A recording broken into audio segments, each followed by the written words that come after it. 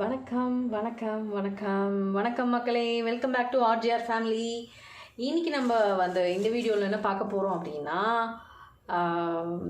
பன்னீர் creamy gravy மாதிரி பண்ண போகிறோம். ஸோ இன்றைக்கும் சமையல் ப்ளாக் தான். வாங்க வீடியோக்குள்ளே போகலாம். கடாய் வச்சாச்சு, அடுப்பை பற்ற வச்சாச்சு. ஸோ இப்போ கிரேவிக்கு தேவையான பொருளை நம்ம வதக்கிக்கலாம். ஃபஸ்ட்டு இந்த கிரேவி நான் செய்கிற மாதிரியும் செய்யலாம், உங்கள் இஷ்டத்துக்கும் செய்யலாம். நம்மக்கிட்ட என்ன பொருள் இருக்கோ அதை வச்சு செய்யலாம். ஆனால் கொஞ்சம் வெள்ளையாக செய்யணும், அவ்வளோதான். ஸோ என்னடா இது போட போகிற பொருள் எல்லாமே கொஞ்சம் ரிச்சாக இருக்கே அப்படின்ற மாதிரி யோசிக்காதீங்க. ஏன்னா என்கிட்ட வீட்டில் இருக்கிற பொருளை வச்சு நான் பண்ணுறேன். அதே மாதிரி உங்கள்கிட்ட வீட்டில் என்ன இருக்கோ அந்த மாதிரி பண்ணுங்கள். இது முழுக்க முழுக்க பட்டரில் பண்ணக்கூடியது. உங்கள்கிட்ட பட்டர் இல்லைன்னா கீ சேர்த்துக்கோங்க. கீயும் இல்லைன்னா ஆயில் சேர்த்தாலே போதும். ஸோ நான் ஃபஸ்ட்டு கடாய் காஞ்சிருச்சு. இப்போ நான் ஃபஸ்ட்டு கொஞ்சமாக பட்டர் போட்டுக்கிறேன். இதில்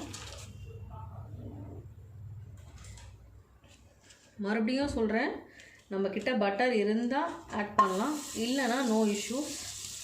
ஸோ நான் ஃபஸ்ட்டு பட்டர் ஒரு 1.5 ஸ்பூன் ஆட் பண்ணிக்கிறேன். இது மெல்ட் ஆகட்டும்.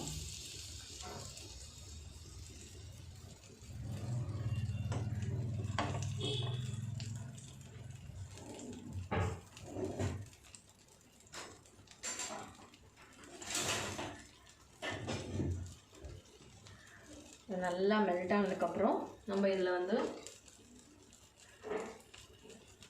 பெருசாக கட் பண்ணி வச்சுருக்க ஒரு மீடியம் சைஸ் ஆனியன், ஒரு பெரிய சைஸ் ஆனியன் நான் கட் பண்ணியிருக்கேன்.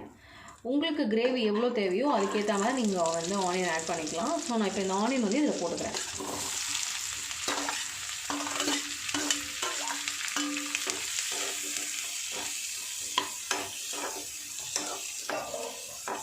இது நல்லா லைட் ப்ரௌனாக வரணும். நார்மலாகவே பட்டரில் போட்டாலே கொஞ்சம் ப்ரௌன் ஆகிடும். ஆனால் நம்மளுக்கு தெரியும்ல, வெங்காயம் வதங்கும் போது கண்ணாடி பதம்னு சொல்லுவாங்க. ஸோ அந்த கண்ணாடி பதம் வர வரைக்கும் நல்லா வதக்கணும். ஆனால் தீச்சிடக்கூடாது. கொஞ்சம் மீடியம் ஃப்ளேமில் வச்சு இதை நல்லா வதக்கணும். நான் கொஞ்சம் மீடியமாக வச்சுருக்கேன். ஸோ இது நல்லா வறுத்துட்டு ஒரு 5 மினிட்ஸ் இது வதங்கட்டும். இது வதங்கினதுக்கப்புறமா இதில் என்னென்ன ஆட் பண்ணுன்றதை நான் சொல்கிறேன்.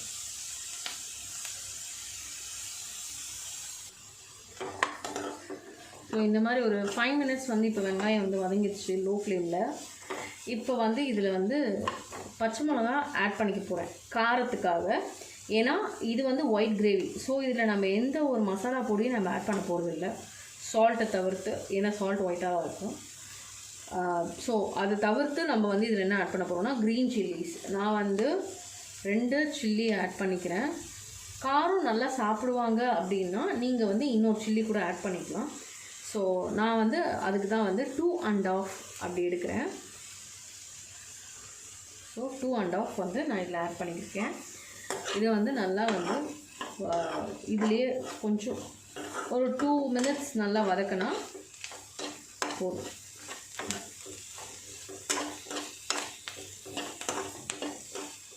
இந்த பச்சை மிளகா வதங்கும் போதே நம்ம இதில் இன்னொரு பொருள் ஆட் பண்ண போகிறோம். இது நல்லா டேஸ்ட் கொடுக்கும், கிரேவி திக்காகும். கிரேவி நல்லா ரொம்ப டெம்டிங்காக இருக்கும் இந்த கிரேவி சாப்பிடும்போதே. ஸோ நான் என்ன ஆட் பண்ண போகிறேன் அப்படின்னா கேஷ்யூ நட்ஸ் ஆட் பண்ண போகிறேன். கேஷ்யூ நட்ஸ் இருக்கிறவங்க ஆட் பண்ணலாம், இல்லைன்னா நோ இஷ்யூஸ். நீங்கள் உடச்சக்கடலை கூட ஆட் பண்ணலாம். இதில் கொஞ்சமாக, ரொம்ப இல்லாமல் கொஞ்சமாக. ஏன்னா உடச்சக்கல்லையும் திக்னஸ் தரும், டேஸ்ட்டும் கொஞ்சம் தரும். ஸோ உடச்சக்கல்லை கூட ஆட் பண்ணிக்கலாம். நான் கேஷ்யூ நட் ஆட் பண்ணுறேன். நான் ஒரு முழு முந்திரி ஒரு 10 முந்திரி ஆட் பண்ணுறேன். இதில்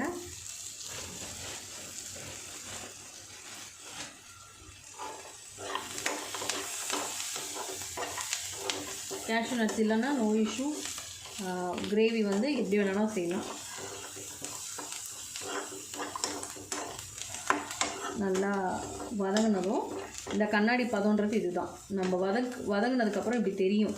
ஸோ இதுதான் கண்ணாடி பதம். இந்த மாதிரி பதம் வரும்போது நம்ம என்ன பண்ணோம்னா ஸ்டவ் ஆஃப் பண்ணிவிட்டு நம்ம இதை ஆற வச்சு அரைச்சி அதுக்கப்புறம் தான் கிரேவியை ரெடி பண்ண போகிறோம். ஸோ நம்ம இதை ஆற வச்சுக்கலாம். ஸோ கிரேவி நல்லா ஆறிடுச்சு. நம்ம இது வந்து நல்லா மையாக அரைக்கணும், திப்பி இல்லாமல் நல்லா அரைக்கணும். ஸோ நான் அரைச்சிட்டு உங்களுக்கு காட்டுறேன். ஸோ இப்போ வந்து இந்த பேனில் வந்து நம்ம வச்சுருந்த அந்த வதக்கின பொருள் எல்லாமே அரைச்சாச்சு. ஸோ இப்போ வந்து கிரேவி செய்ய போகிற டைம் வந்தாச்சு. ஸோ அரைச்சதை உங்கள்கிட்ட காட்டுறேன். இந்த மாதிரி அரைச்சிக்கோங்க. ஸோ இப்போ அது வந்து ஹீட் ஆயிடுச்சு. இப்போ கொஞ்சம் பட்டர் போட்டுக்கலாம். பட்டர் இல்லாதவங்க ஆயில் ஆர் கீ ஆட் பண்ணிக்கலாம். நான் வந்து பட்டர் போட்டுக்கிறேன். இது மெல்ட் ஆனதும் நம்ம பண்ணுறது வந்து பன்னீர் கிரேவி, பன்னீர் க்ரீமி கிரேவி.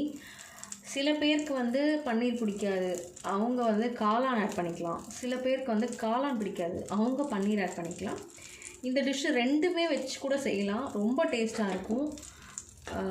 யாரெல்லாம் காளான் சாப்பிட மாட்டீங்களோ அவங்க அதை அவாய்ட் பண்ணிவிட்டு பன்னீர் ஆட் பண்ணிக்கோங்க. யாரெல்லாம் பன்னீர் சாப்பிட மாட்டீங்களோ அவங்க அதை அவாய்ட் பண்ணிவிட்டு காளான். பன்னீர் விரும்பாதவங்களே இருக்க முடியாது, சொல்கிறேன் நான். ஸோ இப்போ இந்த பட்டர் வந்து உருக்கிடுச்சு. இப்போ வந்து இந்த அரைச்சி வச்ச பேஸ்ட்டை வந்து நம்ம வந்து இதில் ஊற்றிக்கலாம்.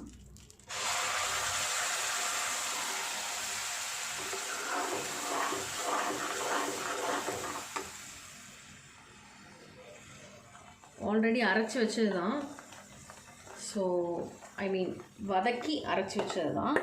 இதில் வந்து ரொம்ப நேரம் வதங்கணும்னு அவசியம் இல்லை. நான் கொஞ்சமாக இப்போ வந்து வதக்கிட்டேன். நம்ம இன்னும் இதில் சால்ட் ஆட் பண்ணல.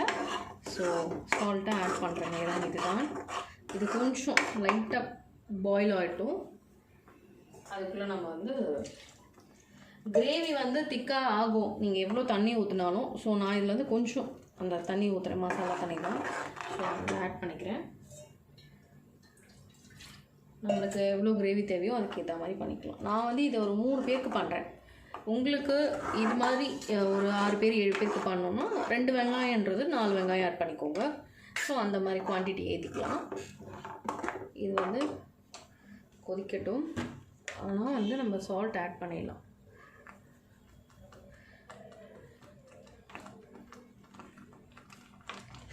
போட்டுக்கலாம்.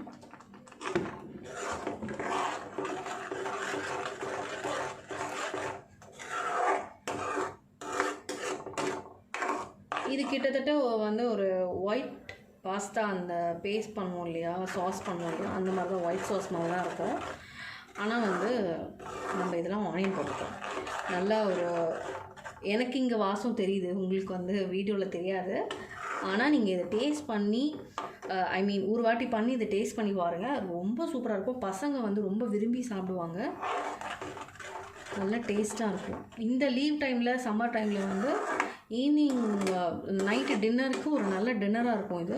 ஸோ வந்து பசங்களுக்கு வந்து கொடுத்து பாருங்கள், ரொம்ப பிடிச்சிடும் அவங்களுக்கு.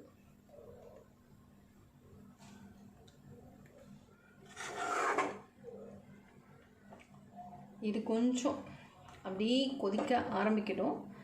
நம்ம வந்து இதில் வந்து ஒயிட் க்ரீம் ஆட் பண்ண போகிறோம். ஒயிட் க்ரீம் இல்லாதவங்க பால் ஆட் பண்ணிக்கலாம்.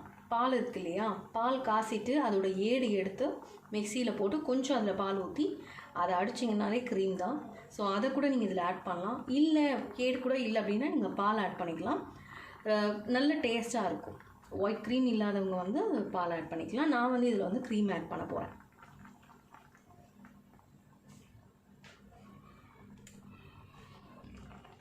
இது இந்த மாதிரி கொதிக்கும்போது நம்ம இதில் வந்து ஒயிட் க்ரீம் நான் வந்து எடுத்து வச்சுருக்கேன். இந்த ஒயிட் க்ரீமை வந்து நான் வந்து இதில் ஊற்ற போகிறேன்.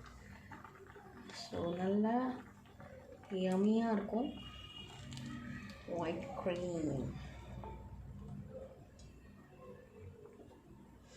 மிக்ஸ் பண்ணும்போது உங்களுக்கு தெரியும் ஒயிட் க்ரீமோட அந்த இது தெரியுதா. நல்லா ஒயிட் க்ரீம் வந்து இதில் ஊற்றிட்டு அது ஒரு 2 minutes நல்லா கொதிச்சதுன்னா உங்களுக்கு அந்த டேஸ்ட் வந்து நல்லாயிருக்கும். கொதிக்கட்டும். இது நல்லா இப்போ வந்து கொதிக்குது, உங்களுக்கு தெரியும்னு நினைக்கிறேன். நல்லா கொதிச்சு இது வந்து இந்த மாதிரி பதத்தில் வரும்போது, ஒரு சாஸ்க்கான பதத்தில் வரும்போது நம்ம இதில் வந்து பன்னீர் ஆட் பண்ண போகிறோம். பன்னீர் வந்து ஒயிட்டாகவும் ஆட் பண்ணலாம். ஐ மீன் ஃப்ரை பண்ணி போடலாம், ஃப்ரை பண்ணாமலும் போடலாம். நான் வந்து ஃப்ரை பண்ணாமல் தான் ஆட் பண்ண போகிறேன். ஏன்னா இந்த கிரேவி வந்து ஃபுல்லாக ஒயிட் பேஸில் இருக்கிறதுனால நான் வந்து பன்னீரை ஃப்ரை பண்ணாமல் தான் போட போகிறேன். இந்த மாதிரி க்யூபாக வந்து கட் பண்ணி வச்சுருக்கேன். ஸோ நான் வந்து இதை ஆட் பண்ண போகிறேன். இதை ஆட் பண்ணி ஒரு 2 minutes ஆர் 1 minute தான் கொதிக்கணும். ஏன்னா இது வந்து கரைஞ்சிரும். ஸோ அதனால் வந்து ஒரு 1 minute கொதிச்சதும் நீங்கள் வந்து ஆஃப் பண்ணிடலாம். நீங்கள் கார்னிஷிங்க்கு வந்து கொத்தமல்லி போட்டுக்கலாம், கருவேப்பிலை மட்டும் போடக்கூடாது. கொத்தமல்லி போட்டுக்கலாம். அண்டு நீங்கள் வந்து ஸ்ப்ரிங் ஆனியன்ஸோட அந்த இது போட்டுக்கலாம், லீவ்ஸ். அது ரொம்ப டேஸ்ட்டாக இருக்கும். என்கிட்ட இல்லை, ஸோ நான் ரெண்டுமே ஆட் பண்ண போகிறதில்ல. இது ஃபுல்லாக ஒயிட் பேஸ்லேயே இருக்க போகுது இப்போது. ஸோ நான் இப்போ வந்து பன்னீரை வந்து இதில் ஆட் பண்ணிக்கிறேன்.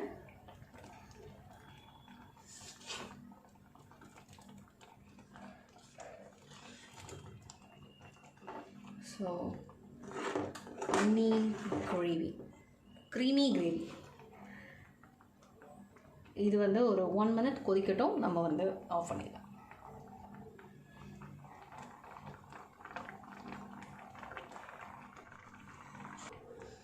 இப்போ இது ஒரு 1 minute கொதிச்சிருச்சு. நான் வந்து லாஸ்ட்டாக கார்னிஷிங்க்கு வந்து கொஞ்சமாக வந்து பட்டர் ஆட் பண்ணிக்கிறேன்.